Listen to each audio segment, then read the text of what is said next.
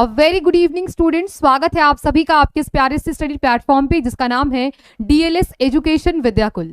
मैं यामिनी आपकी social science की टीचर वेलकम करती हूं आप सबका। तो एक बार सारे बच्चे जल्दी जल्दी जुड़ते जाएंगे, फिर कंटिन्यू करते हैं हम लोग आज का अपना ये सेशन। सबको very good evening, good evening, good evening, good evening everyone. बहुत सारे बच्चे एक बार जुड़ चुके हैं हमारे साथ। पूजा कुमारी, राहुल कुमार जी, अस्मित आनंद, सांझ, एवरीवन वेरी गुड इवनिंग। कैसे हैं आप लोग? अच्छे पढ़ाई चल रही है अच्छे से? Okay, very good evening, good evening. अभिनय पाठक, अभिनव आनंद, सबको गुड इवनिंग। जल्दी जल्दी बच्चों जुड़ते जाइए। आज का हमारा सेशन बहुत ही इंपॉर्टेंट होने वाला है, बहुत ही खास होने वाला है। क्योंकि मेरे से कमेंट थोड़ा दूर हो गया है इसलिए आपको इधर ही पढ़ना पड़ेगा। तो एक बार मैं आप लोगों को बता दूं कि पिछला सेशन जो हमारा था जिसमें हमने पॉलिटी के 30 ऑब्जेक्टिव के ऊपर बात किए थे, ठीक है, और वो सारे क्वेश्चन आपके बिहार बोर्ड द्वारा पूछे गए प्रश्न थे। मतलब मैं कह सकती हूं कि बच्चों वह प्रीवियस ईयर के क्वेश्चन थे, और अगर आपने उन क्वेश्चंस को कर लिया तो आप मान के चलिए कि चैप्टर की तैयारी आपकी अच्छी है। और मैं आपसे हर बार कहती हूं कि जितने ऑब्जेक्टिव आप बनाते हो एक बार लास्ट में मुझे जरूर बताया करो कि आप कितने मार्क्स लेके आए हैं। इन 30 प्रश्नों में आपको कितने अंक मिले हैं ये एक बार आप मुझे जरूर बता दीजिएगा। ओके, तो फिर से मैं आप सभी का बहुत बहुत स्वागत करती हूं इस डीएलएस एजुकेशन विद्याकुल के प्लेटफॉर्म पे। एक बार सारे बच्चे जुड़ते जाएंगे, फिर हम लोग स्टार्ट करेंगे। वेरी गुड, जेई topper Singh Kumar ji, Chand Kumar, everyone good evening, good evening, good evening. Okay, चलिए फिर स्टार्ट करते हैं आज का सेशन। सबको very good evening, very good evening, very good evening. Start करने से पहले मैं बता दूं कि आखिर टेस्ट किसका है। तो आप सबको पता है कि आपके ज्योग्राफी का पहला चैप्टर सबसे बड़ा है जिसका नाम है भारत संसाधन एवं उपयोग। इस चैप्टर में बच्चों आपको टोटल 6 सेक्शन पढ़ने हैं। सबसे पहले तो संसाधन की परिभाषा पढ़नी है, फिर हमें भूमि संसाधन पढ़ना है, उसके बाद हमें जल संसाधन, वन एवं वन्यजीव संसाधन, खनिज संसाधन और शक्ति संसाधन, जिसको आप ऊर्जा संसाधन के नाम से भी जानते हैं। टोटल 6 सेक्शन पे हमें बात करनी है। तो जाहिर सी बात है बच्चों कि इसका जो सेक्शन होगा, इसका जो दायरा होगा वो भी बड़ा हो जाएगा, चाहे इसके क्वेश्चन आंसर की हो, चाहे इसकी ऑब्जेक्टिव की हो। अगर आपने ज्योग्राफी में केवल ये चैप्टर कर लिया तो आप मान के चलिए कि आपका 30% ज्योग्राफी यहीं क्लियर हो गया। क्योंकि आगे जब भी आप पढ़ेंगे तो बिहार के बारे में पूछा जाएगा, और बिहार में भी यही सारी बातों के बारे में पूछा जाएगा। जैसे आपने जितनी चीज भारत के बारे में पढ़ी है वो सारी चीज बिहार के बारे में पढ़नी है। तो सारे बच्चे एक बार सेशन को लाइक कर देंगे और शेयर कर देंगे। साथ ही साथ जो बच्चे हमारे साथ नए जुड़े हैं उनके साथ एक घंटी का निशान दिख रहा होगा, उनको अगर आप दबा दीजिएगा तो मैम की क्लास जब जब होंगी आपके पास अपडेट आ जाएगा। ओके, तो फिर सेशन को स्टार्ट करते हैं। सारे बच्चे जुड़ जाइए जल्दी से। ओके, बहुत सारे बच्चे हमारे साथ जुड़ भी चुके हैं। क्वेश्चन नंबर 1 आज का सेक्शन भारत संसाधन एवं उपयोग के इन 3 महत्वपूर्ण प्रश्नों पे बात होने वाली है हमारी। तो चलिए फिर देखते हैं पहला क्वेश्चन क्या है। सबसे पहला क्वेश्चन आपकी स्क्रीन के ऊपर ये रहा, और ये पूछा गया प्रश्न है कि कोयला किस प्रकार का संसाधन है। देखो, इस क्वेश्चन का आंसर आप लोग कमेंट बॉक्स में करिए, तब तक मैं इसका ऑपरेशन कर देती हूं। अगर आपसे पूछेगा कि बताइए जैव शक्तियों के आधार पर संसाधन कितने प्रकार के होते हैं, तो आप कहेंगे मैम 2 प्रकार के। वैसे संसाधन जिसमें सजीव के लक्षण मौजूद होंगे वो कहलाएगा जैव संसाधन, जिसमें निर्जीव के लक्षण मौजूद होंगे वो कहलाएगा अजैव संसाधन। यहां तक तो क्लियर है। इसके बाद यहां पे 2 कॉन्सेप्ट और देखने को मिल रहा है। एक का नाम क्या है, तो आप कहेंगे कि मैम एक का नाम है नवीकरणीय। ये क्या होता है? तो बच्चों वैसा संसाधन जिसको हम पुनः प्राप्त कर सकते हैं। कहने का मतलब कि भौतिक विधि या रासायनिक विधियों के द्वारा हम जिन संसाधनों को फिर से प्राप्त कर ले, यही तो है नवीकरणीय संसाधन। और दूसरा क्या है? अनवीकरणीय संसाधन। मैम जिसको प्राप्त करने में कई वर्षों लग जाते हैं, और इसको अगर हम एक बार यूज कर ले तो हम फिर से इसे रीयूज नहीं कर सकते। तो आप बताइए कोयला किस प्रकार का संसाधन है? वेरी गुड कुमार, आयुष जी, आयुष कुमार, चंदन कुमार, आरके कुमार, शक्ति कुमार, बिल्कुल सही उत्तर आ रहा है आप लोगों का। इसका आंसर क्या हो जाएगा बच्चों? ऑप्शन नंबर ए, अनवीकरणीय। अब एक बात याद रख लो। कौन सी बात याद रख ले? तो अनवीकरणीय संसाधन जो होगा ना बच्चों, इसका सबसे बड़ा एग्जाम्पल है जीवाश्म ईंधन। क्या नाम है इसका? जीवाश्म ईंधन। और जीवाश्म ईंधन के अंतर्गत क्या क्या आएगा? तो 3-4 चीजें तो एकदम श्योर से याद कर लो। सबसे पहले मैम कोयला की बात होगी। मैम जहां पे हमें पेट्रोलियम के बारे में बात दिखेगा वो है जीवाश्म ईंधन। मैम जहां पे हमें खनिज तेल के बारे में दिखेगा वो है जीवाश्म ईंधन। तो क्या यहां तक की बातें क्लियर हैं? जो संसाधन फिर से प्राप्त किया जा सके, नवीकरणीय, जिसे प्राप्त करने में बहुत टाइम लगे, अनवीकरणीय, वैसा संसाधन जिसे भौतिक और रासायनिक विधियों के द्वारा परिवर्तित करके पुनः यूज किया जा सके, नवीकरणीय, जिनको बनाने में बहुत टाइम लग जाए, अनवीकरणीय। कॉन्सेप्ट क्लियर है?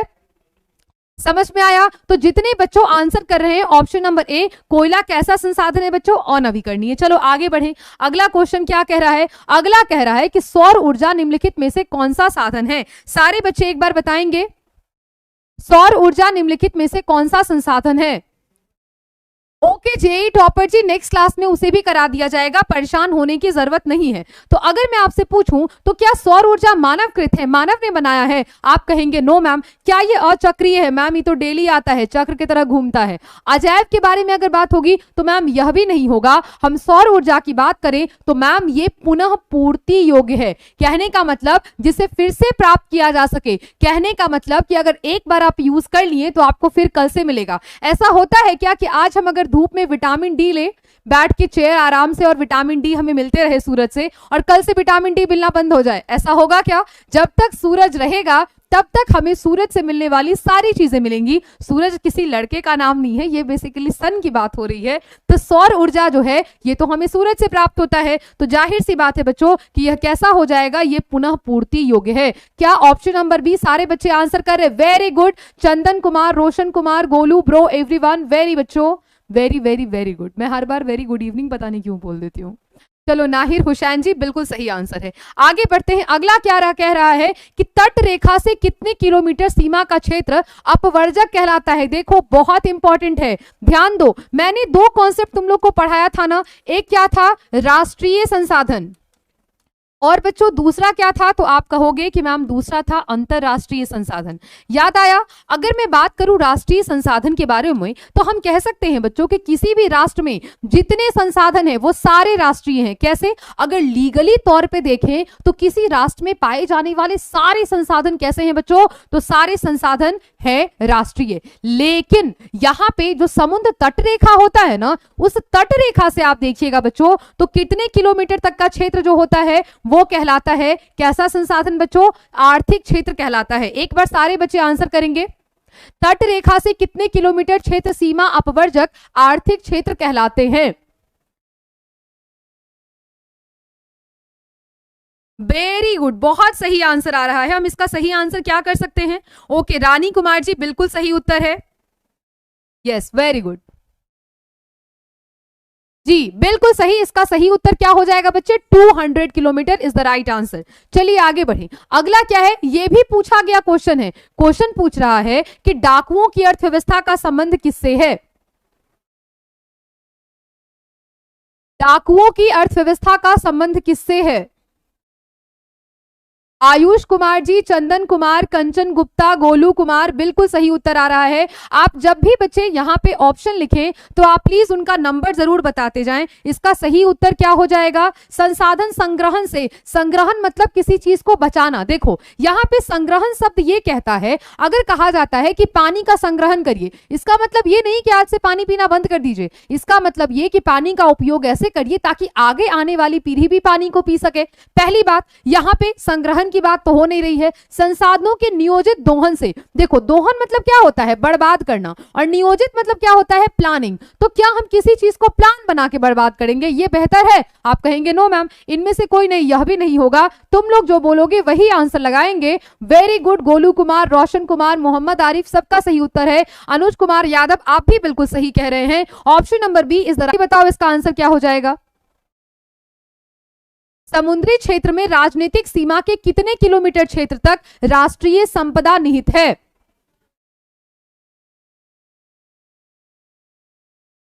यस बहुत सारे। अच्छा बफरिंग हो रहा है क्या? बफरिंग हो रहा है क्या? ओके तो इसका सही आंसर क्या हो जाएगा बच्चों? इसका सही आंसर हो जाएगा 12.5 kilometre. C is the right answer, 12.5 kilometre. सारे बच्चे सही आंसर कर रहे हैं। क्वेश्चन नंबर 5 का option number C is the right answer. Anuj Kumar Bharati, Alif Kumar, Sona Yadav, Gunjan कुमारी, सबका सही उत्तर आ रहा है। चलिए आगे बढ़े। अगला क्या कह रहा है? पंजाब में भूमि निम्नीकरण का मुख्य कारण क्या क्या है? ध्यान से देखो। सबसे पहले अगर पंजाब के बारे में बात करूं, पंजाब किन नदियों पर बसा हुआ है? आपको पता है इसका पंजाब नाम क्यों पड़ा? क्योंकि बच्चों यह जो पंजाब है ये 5 नदियों पर बसा हुआ है। आपको याद होगा मैंने आपको बताया था। सबसे पहले अगर मैं बात करूं पंजाब के बारे में तो पंजाब में नदी है झेलम, पंजाब में बच्चे नदी है चेनाब, पंजाब में बच्चे एक और नदी है जिसका नाम है रावी, पंजाब में एक और नदी है जिसका नाम है ब्यास, और पंजाब में एक और नदी बहती है जिसका नाम है सतलज। देखो ये पांचों नदी याद रखो। पंजाब में कितनी नदी है? 5। कौन कौन सी? झेलम, चेनाब, रावी, ब्यास और सतलज। ये 5 नदी है ना, इसीलिए 5 नदियों के ग्रुप के कारण ही हम पंजाब को पंजाब कहते हैं, क्योंकि ये 5 नदी पर बसा हुआ है। तो क्या यहाँ पे वनोन्मूलन प्रॉब्लम है? No ma'am. क्या अति पशुचारण प्रॉब्लम है? नहीं मैम। क्या यहाँ पे गहन खेती समस्या है? No ma'am. तो इसका लास्ट ऑप्शन क्या हो जाएगा? गौतम बिल्कुल सही उत्तर है। अंकित आपका भी सही उत्तर है। पंजाब में अगर हम बात करेंगे कि आखिर भूमि निम्नीकरण का कारण क्या है, तो जो अत्यधिक सिंचाई है वो सबसे बड़ा प्रॉब्लम यहां निकल के सामने आता है। तो D is the right answer. एक बार सारे बच्चे डी को आंसर करेंगे और ये नोट कर लेंगे। ओके बिल्कुल, ये आप प्लीज याद रख लीजिए कि झेलम, चेनाब, रावी, ब्यास और सतलज, ये पांचों आप याद रख लीजिए। पंजाब इन्हीं 5 नदियों पर बसा हुआ है। अगला बढ़ते हैं। अगला कह रहा है कि सोपानी कृषि किस राज्य में प्रचलित है? Okay very good. क्या कह रहे हो मैम? आप गुस्सा हो जाती। मैं कहाँ गुस्सा हूं? मैं कहाँ गुस्सा हूं? मतलब क्यों गुस्सा रहूंगी ये बताओ पहले। नदियों पर क्या है? नदियों पर तो कुछ नहीं है। वैसे बनाया जा सकता है, बांध बनाया जा सकता है। चलिए बताइए सोपानी कृषि किस राज्य में प्रचलित है और ये कृषि कैसी होती है? एक बार इसको, क्योंकि क्वेश्चन ऐसे भी पूछता है कि सोपानी कृषि किसे कहते हैं, और ये बिहार बोर्ड के द्वारा पूछा गया प्रश्न है। तो एक बार सारे बच्चे बताएंगे सोपानी कृषि किसे कहते हैं।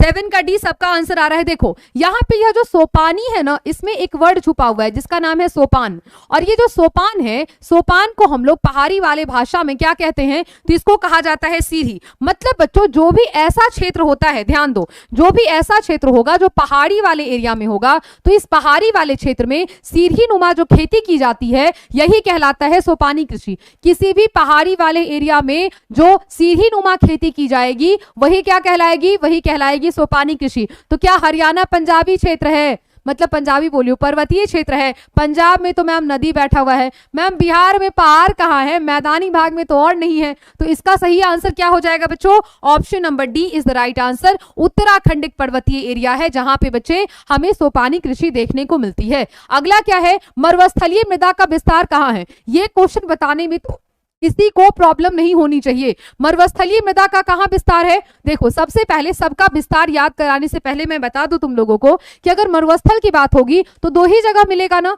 एक तो राजस्थान में मिलेगा और दूसरा कहां मिलेगा? तो तुम कहोगे मैम गुजरात में। क्या गुजरात के सारे एरिया में? नहीं बच्चों, गुजरात का जो कुछ कच्छ वाला एरिया है वहां में हमें देखने को मिल जाएगा ये मरुस्थलीय मृदा। ठीक है, तो मरुस्थलीय मृदा का विस्तार उत्तर प्रदेश में नहीं है, कर्नाटक में भी नहीं होगा, महाराष्ट्र में भी नहीं होगा। इसका सही उत्तर क्या हो जाएगा बच्चे? Option number B. अब देखो यहाँ पे पूछा है कि मरुस्थलीय मृदा का विस्तार कहां है, लेकिन आपसे पूछा जाएगा कमेंट बॉक्स में बताओ कि जलोढ़ मिट्टी का विस्तार कहां है, कहां मिलती है जलोढ़ मिट्टी। इसके साथ साथ बताओ पर्वतीय मृदा कहां मिलेगी, यह भी बता दो क्योंकि बहुत जरूरी है। एक और बात बताओ, काली मिट्टी का विस्तार कहां है, या फिर आपसे ऐसे भी पूछ सकता है कि बताओ रेगुर मृदा का विस्तार कहां है। ये तीनों चीजें। और लैटेराइट मृदा, आखिर लैटेराइट जो शब्द है ये किससे निकला है? ये सारे बच्चे कमेंट बॉक्स में जल्दी जल्दी बताइए।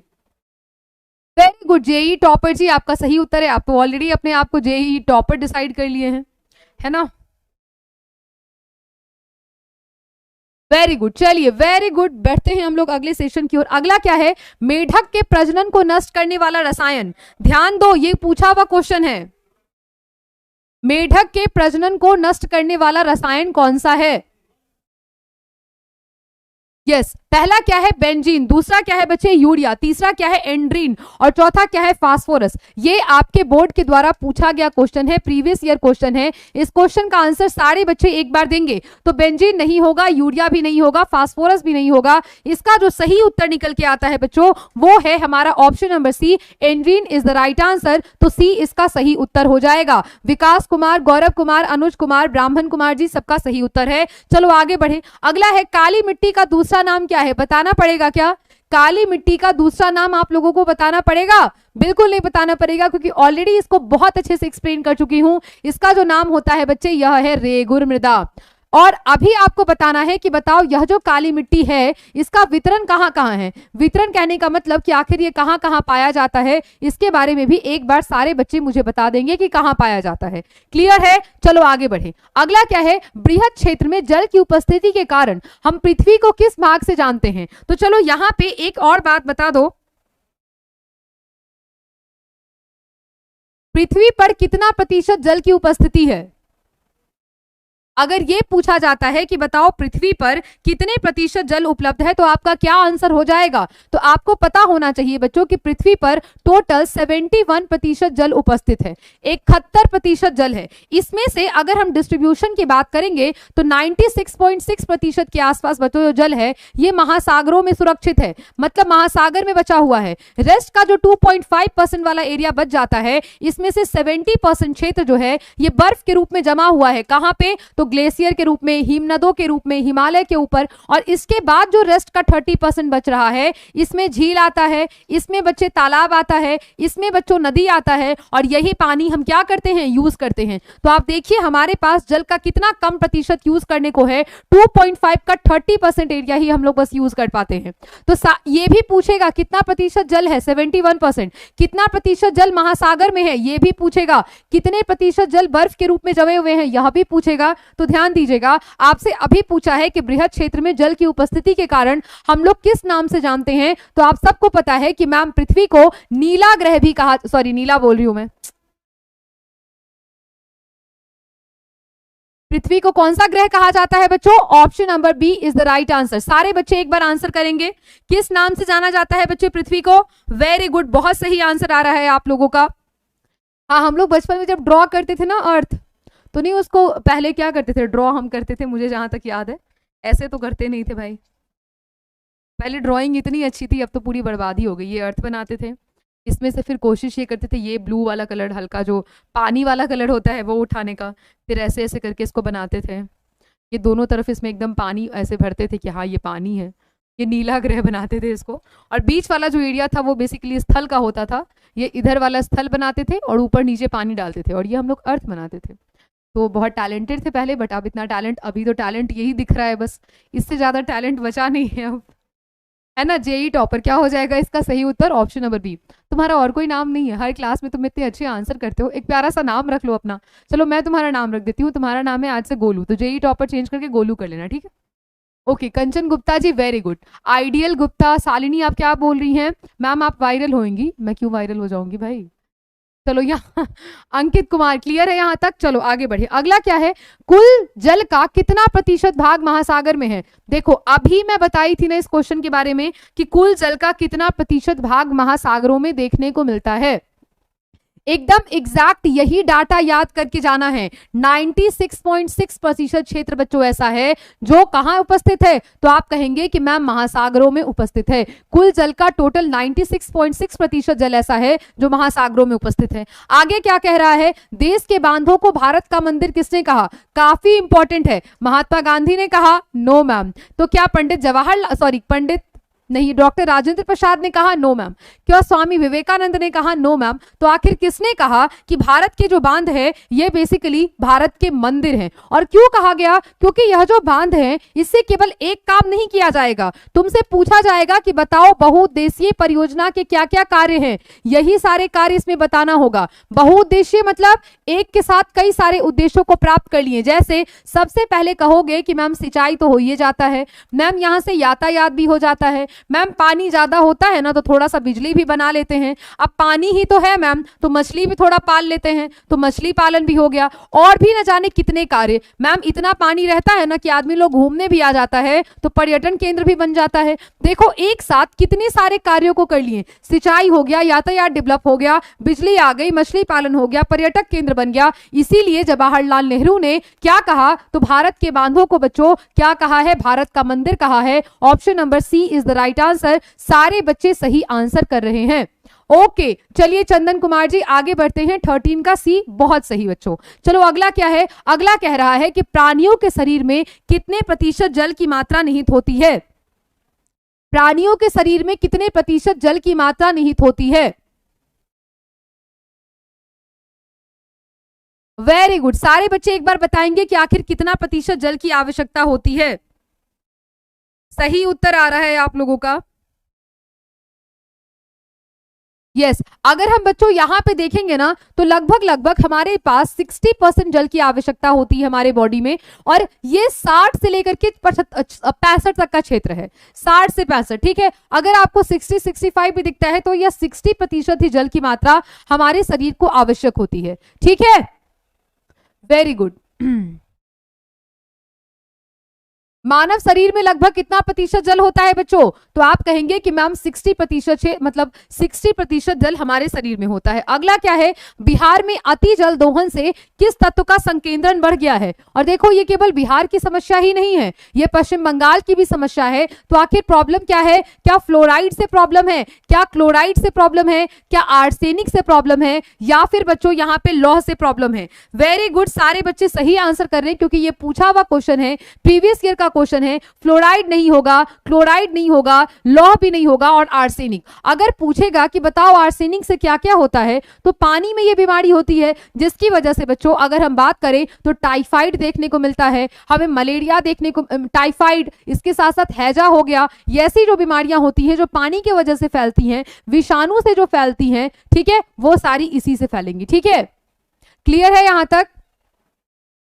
ओके तो सी इसका सही उत्तर हो जाएगा। चलो अगला पढ़ें। अगला है मैंग्रोव्स का सबसे अधिक विस्तार कहां है। मैंग्रोव्स के बारे में मैं एक बात बताई थी ना कि मैंग्रोव्स ऐसा वन है जो तट में पाए जाते हैं, तटीय क्षेत्र में पाए जाते हैं। अगर मैं भारत के बारे में ऐसे बात करूं तो आप सबको पता है कि मैम भारत के इस साइड में अरब सागर है, पता है आप लोगों को। अगर मैं बात करूं तो मैम भारत के यहाँ पे हिंद महासागर हमें देखने को मिलेगा, ये भी पता है आप लोगों को। आप लोग को यह भी पता है कि मैम इस साइड में हमें बे ऑफ बंगाल देखने को मिलेगा। अगर मैं आपको बोलूं कि बताओ तटीय क्षेत्र क्या है, तो बच्चों ये सारा एरिया तो तटीय ही क्षेत्र है। पूछा क्या क्या है, अंडमान निकोबार। अंडमान निकोबार कहाँ है, यहाँ पे अवस्थित है अंडमान निकोबार। अगला क्या है, सुंदरबन में। सुंदरबन कहाँ है, इस एरिया में। यहाँ पे सुंदरबन का जो एरिया है बच्चों, ये बेसिकली गंगा और ब्रह्मपुत्र का जो संयुक्त धारा है, यही क्या बनाती है, ये सुंदरबन का डेल्टा बनाती है। अगला क्या है, पश्चिम तटीय प्रदेश में, और डी है पूर्वोत्तर राज्यों में। एक बार सारे बच्चे इसका सही उत्तर करेंगे, बिल्कुल सही। ऑप्शन नंबर सी इसका सही उत्तर हो जाएगा, पश्चिम तटीय प्रदेश में। पश्चिम तटीय मतलब ये जो गुजरात वाला एरिया यहां से शुरू होता है ना, इस एरिया में मैंग्रोव्स का विस्तार है। मैंग्रोव कहने का मतलब, हाँ हाँ आ रहा है आपका कमेंट, एटीट्यूड बॉय आ रहा है, डोंट वरी, दिख रहा है तुम्हारा कमेंट, परेशान नहीं हो। ठीक है, तो पश्चिम तटीय प्रदेश में आपको देखने को मिलेगा। चलिए अगला पढ़ते हैं। अगला क्या है, टैक्सोल का उपयोग किसमें होता है। ये तो मोस्ट फेवरेट क्वेश्चन है बोर्ड का, और ये पूछेगा ही पूछेगा, क्या मलेरिया में इसका यूज होता है। अच्छा एक और बात बताओ, कुनैन का यूज किसमें किया जाता है। कुनैन के बारे में अगर पूछेगा तो बताओ किसमें होता है इसका यूज। ओके, और पहले टैक्सोल के बारे में बता दो। कुनैन जो है ये कमेंट बॉक्स में बता देना कि किसमें इसका यूज होता है। तो जल्दी से बता दीजिए कि आखिर टैक्सोल का यूज हम लोग किसमें करते हैं, क्या मलेरिया में, क्या एड्स में, क्या टीबी के लिए इसका यूज होता है बच्चे, कैंसर में। Option number C is the right answer. सारे बच्चे सही आंसर कर रहे हैं। 17 का सी, और ऐसे आंसर किया है रविकांत कुमार ओझा जी ने। वेरी गुड बच्चों। चलिए अगले क्वेश्चन की ओर बढ़े। अगला है कि चरक का संबंध किससे है। तो आप सबको पता है कि चरक जो थे बच्चों, वो हमारे देश के बहुत बड़े दार्शनिक थे, तो जो कि बेसिकली आयुर्वेद से संबंधित थे, और वो कहां के थे, तो भारत के थे। ऑप्शन है क्या भारत, बिल्कुल है बच्चों, option number C is the right answer. चलिए आगे बढ़े। अगला है मैग्नीज उत्पादन में भारत को विश्व में कौन सा स्थान प्राप्त है। मैग्नीज उत्पादन में भारत को विश्व का कौन सा स्थान प्राप्त है।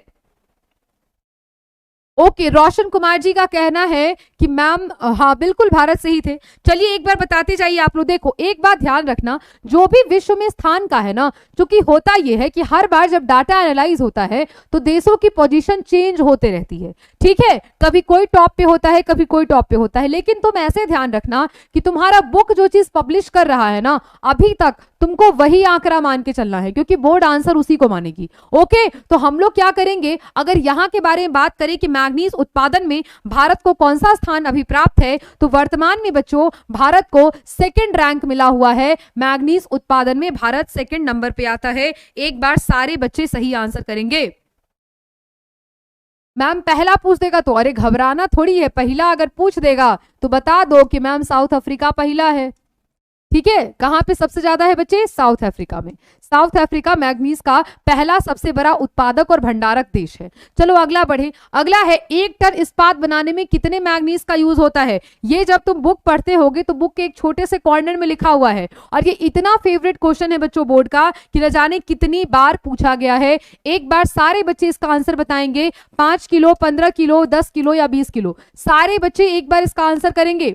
यस, इसका सही उत्तर क्या हो जाएगा, ऑप्शन नंबर 20 का सारे बच्चे एक बार आंसर करेंगे। मैम आप कहां से पढ़ाती हैं। अंकित मैं धरती से पढ़ाती हूं, नीला ग्रह पे रह के मैं पढ़ाती हूं।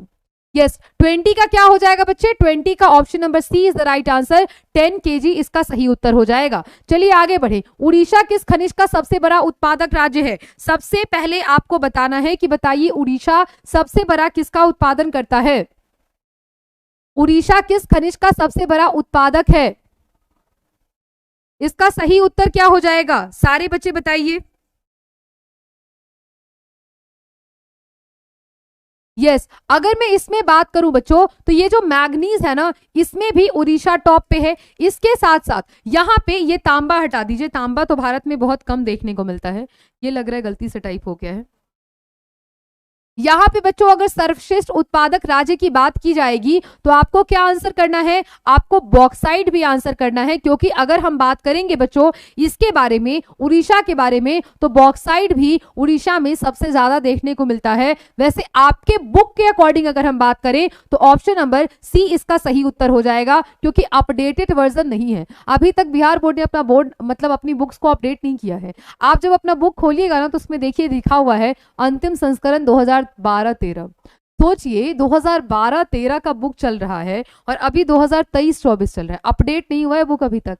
और बोर्ड आंसर किसको मानेगी, तो जो आपके बुक में लिखा हुआ है उसी को, ठीक है। इसका सही उत्तर क्या हो जाएगा, उड़ीसा किस खनिज का सबसे बड़ा उत्पादक है, तो मैग्नीज का सबसे बड़ा उत्पादक है। लेकिन अगर वर्तमान में हम देखेंगे तो सबसे बड़ा उत्पादक बॉक्साइट का ही है, ठीक है। अगला बढ़ते हैं। अल्युमिनियम बनाने के लिए किस खनिज की आवश्यकता होती है। एक बार ये क्वेश्चन बता दीजिए क्योंकि एकदम पूछा हुआ क्वेश्चन है। एल्युमिनियम बनाने के लिए किसकी जरूरत होती है, मैग्नीज की, लोहा का, टीन का या फिर बॉक्साइट का।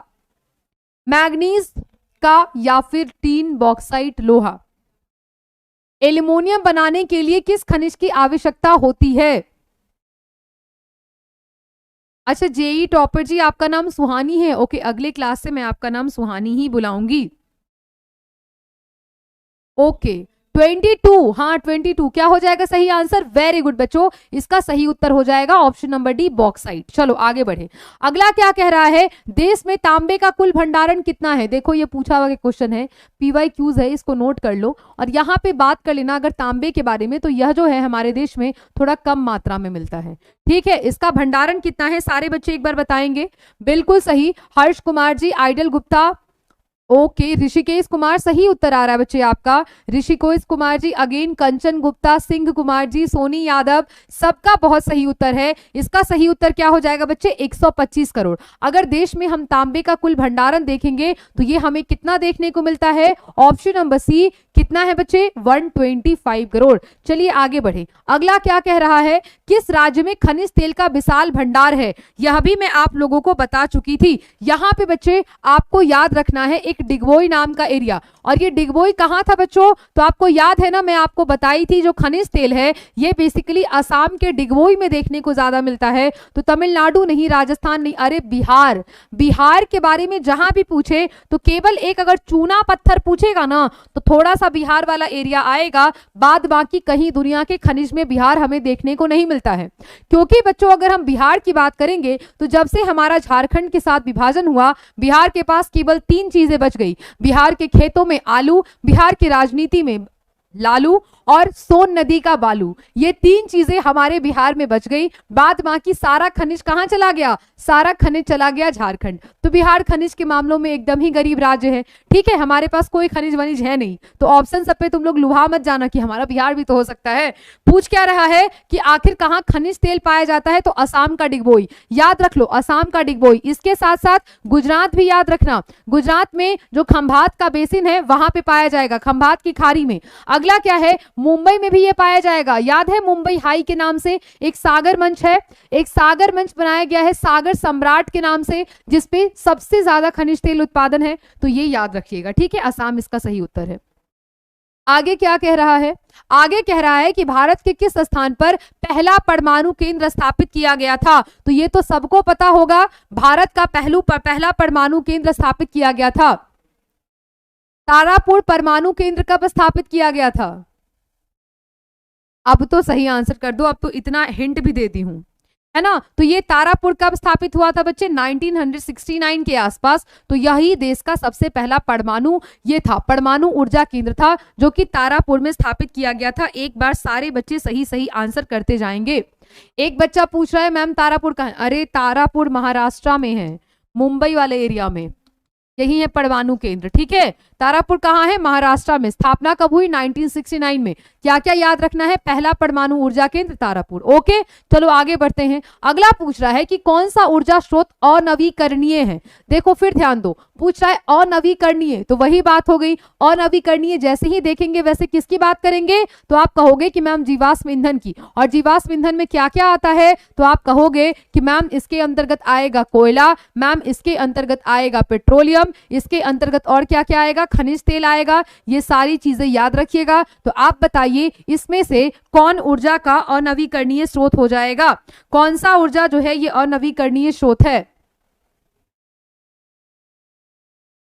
जल ऊर्जा का कैसा स्रोत है? पहले ये बताओ कि जल जो है ये ऊर्जा का कैसा स्रोत है? नवीकरणीय है या अनवीकरणीय है? नवीकरणीय है, बिल्कुल। इसका सही उत्तर क्या हो जाएगा? ऑप्शन नंबर बी, कोयला इज द राइट आंसर। चलो आगे बढ़ें। अगला है कि प्राथमिक ऊर्जा का स्रोत नहीं है। ध्यान दो, पूछ रहा है कि कौन प्राइमरी ऊर्जा का स्रोत नहीं है। तो देखो तुम लोग को मैं बताई थी कि एक आता है बच्चे प्राथमिक, है ना, और दूसरा क्या होता है? दूसरा होता है गौण। याद है, एक प्राथमिक ऊर्जा स्रोत होता है और एक गौण ऊर्जा स्रोत होता है। जैसे अगर मैं बोलूं बच्चों सूरज के बारे में, तो सौर ऊर्जा प्राथमिक के अंतर्गत आएगा, सूरज से मिल रहा है। और अगर इसी सौर ऊर्जा से हम भोजन बनाने लगे तो ये गौण आ गया। अगर मान लो कहीं पे 1 मिनट के लिए पानी है, ठीक है, और इसी पानी से अगर हम विद्युत बनाने लगे तो ये क्या है? गौण है। मतलब अगर प्राथमिक से किसी वस्तु का निर्माण कर दिया जा रहा है तो वो गौण के अंतर्गत आएगा। ऑप्शन देखो, कोयला, नो मैम ये तो प्राथमिक है। पेट्रोलियम, ये भी प्राथमिक है। प्राकृतिक गैस, ये भी प्राथमिक है। लेकिन विद्युत तो हमको निर्माण करना पड़ता है ना किसी चीज से, ये कैसा संसाधन होगा? ये गौण ऊर्जा शक्ति स्रोत होगा। क्लियर है? चलो आगे बढ़े। अगला क्या कह रहा है? अगला क्वेश्चन है कि ऊर्जा का गैर पारंपरिक स्रोत क्या है? देखो पारंपरिक और गैर पारंपरिक भी बहुत अच्छे से समझा दिया गया था, बता दिया गया था। सारे बच्चे एक बार आंसर करेंगे। राहुल कुमार जी क्या पूछ रहे हैं आप? हाँ बिल्कुल करा दिया जाएगा, सारा सेक्शन कराया जाएगा। अगली क्लास से हम लोग चैप्टर ही पढ़ेंगे, डोंट वरी। ठीक है, यस यहां पे पूछा है कि ऊर्जा का गैर पारंपरिक स्रोत कौन सा है? तो देखो कोयला, विद्युत, पेट्रोलियम, ये सब क्या है? ये सब पारंपरिक है बच्चों, ये सब पारंपरिक है। और जो चीजें पुरानी वाली सिस्टम की होंगी वो आ जाएंगी गैर पारंपरिक में। तो ऑप्शन नंबर डी, सौर ऊर्जा इसके अंतर्गत आएगा। ठीक है, यस, किसने बताया है? आयुष कुमार राज, बाल मुकुंद कुमार, विकास कुमार, अंकित कुमार, सबका सही उत्तर है। चलिए यहां से आगे बढ़ें। अब देखो यहाँ पे अगला क्वेश्चन क्या है, गोंडवाना समूह का कोयला जो है ये कितने साल पहले बना है? गोंडवाना समूह का कोयला कितने साल पहले बना है? तो कोयला के बारे में अगर हम बात करें, चलो एक बार कोयला का ऑपरेशन कर देते हैं। तो कोयला दो जगह मिलता है, कहाँ कहाँ? एक मिलता है मैम गोंडवाना में, एक कहाँ मिलता है? टर्शियरी में। दो ही तरह का कोयला है। गोंडवाना की अगर बात करेंगे तो मैम ये 20 करोड़ साल पहले बना, याद आया? 20 करोड़ वर्ष पहले। टर्शरी की बात करेंगे तो मैम ये 5.5 करोड़ वर्ष पहले मिला। जीवाश्म ईंधन जितना पहले बनेगा वो उतना अच्छा होगा। तो गोंडवाना समूह का कोयला कैसा है? ये बेस्ट है। हम कह सकते हैं कि मैम ये बेस्ट है, लेकिन टर्शरी ग्रुप का कोयला कैसा है? पुअरेस्ट है, मतलब सबसे बर्बाद कोयला है इसका। ठीक है, आपसे क्या पूछा गया है? कोयला का निर्माण कब हुआ? 20 करोड़ वर्ष पहले। कोयला कितना प्रकार का होता है पता है तुम लोगों को? कोयले कितने प्रकार के होते हैं? 4 प्रकार के, एंथ्रासाइट, बिटुमिनस, लिग्नाइट और पीट। सबसे बेस्ट कौन सा होता है? एंथ्रासाइट। एंथ्रासाइट में कार्बन की मात्रा कितनी होती है? 90%। याद है ना ये सब? क्या भूल गए? चलो आगे बढ़ते हैं। अगला क्या है बच्चों? अगला है कि मुंबई हाई क्यों प्रसिद्ध है? ध्यान दो, मुंबई हाई क्यों प्रसिद्ध है? तो यह भी आई होप आप लोगों को पता होगा। यस, मुंबई हाई क्यों प्रसिद्ध है? तो आप सबको पता है, जब मैं खनिज तेल पढ़ा रही थी तो मैं आपको बताई थी ना कि एक सेक्शन है असम का, और असम में कौन सा क्षेत्र है? तो डिगबोई वाला। याद आया? इसके बाद मैं बोली थी कि देखो गुजरात याद रखना, गुजरात में जो खंभात का बेसिन है, मतलब खंभात की जो खाड़ी है, ये याद रखना। यहाँ भी खनिज तेल पाया जाता है खंभात की खाड़ी में। क्लियर है? इसके बाद मैं तुमको बोली थी कि देखो मुंबई याद रखना, महाराष्ट्र याद रखना, क्योंकि यहाँ पे एक मंच है जिसका नाम है सागर सम्राट, और इस सागर सम्राट से क्या होता है? तो आप कहोगे कि मैम खनिज तेल निकाला जाता है। तो जाहिर सी बात है बच्चों कि ये खनिज तेल के लिए बहुत ही ज्यादा फेमस है। ऑप्शन नंबर बी इसका सही उत्तर हो जाएगा। तो खनिज तेल हेतु ऑप्शन नंबर बी इसका सही उत्तर है। ओके, प्रणाम प्रणाम इंडियन बॉय जी, प्रणाम। चलो अगला क्वेश्चन क्या है? भारत का ये तेल शोधक कारखाना कहाँ स्थित है? ये तुम्हारा होमवर्क है और इसको कमेंट बॉक्स में बताना है। ओके, सबसे पहले इसको आप बता दोगे कि कमेंट बॉक्स में बताओ कि आखिर ये कहाँ स्थित है। इसके साथ साथ तुम्हारा मार्क्स कितना आया आज के टेस्ट में, ये भी कमेंट बॉक्स में बताना है। इसके साथ साथ आज का सेशन आपको कैसा लगा, यह भी आपको कमेंट बॉक्स में बताना है। ऐसे ही अगर आप टेस्ट चाहते हो या फिर आपको किस चैप्टर का लेक्चर चाहिए, ये आप हमें कमेंट बॉक्स में बता सकते हैं। आपको कौन सा सेक्शन ज्यादा टफ लग रहा है, या फिर किस सब्जेक्ट के लेक्चर, मतलब किस टॉपिक के लेक्चर चाहिए, क्योंकि हमारे पास टोटल 4 सेक्शन है, हिस्ट्री है, पॉलिटी है, ज्योग्राफी है, इकोनॉमिक्स है। इन चारों सेक्शन में से आपको कौन सा सब्जेक्ट का लेक्चर चाहिए, यह भी आप हमें कमेंट बॉक्स में बता सकते हैं। ओके, फिर मिलते हैं बच्चों हम लोग नेक्स्ट सेशन में। आप प्लीज कमेंट बॉक्स में इसका आंसर कर दीजिएगा। थैंक यू सो मच बच्चों जुड़ने के लिए, और कमेंट बॉक्स में यह भी बता दीजिएगा कि आपको किस सब्जेक्ट का लेक्चर और देखना है या आपको और क्या पढ़ना है। ओके, अगली क्लास में उसी से रिलेटेड लेके आ जाऊंगी। थैंक यू सो मच बच्चों। एक बार जरूर बताइएगा आपको आज का लेक्चर कैसा लगा, साथ ही साथ आपने आज की क्लास में कितना मार्क्स लाया, इस 30 में से आपको कितने अंक मिले, यह भी आपको बताना है। तो मिलेंगे अगले सेशन में, तब तक के लिए thank you so much. Bye bye बच्चों, take care, love you all, bye bye bye bye.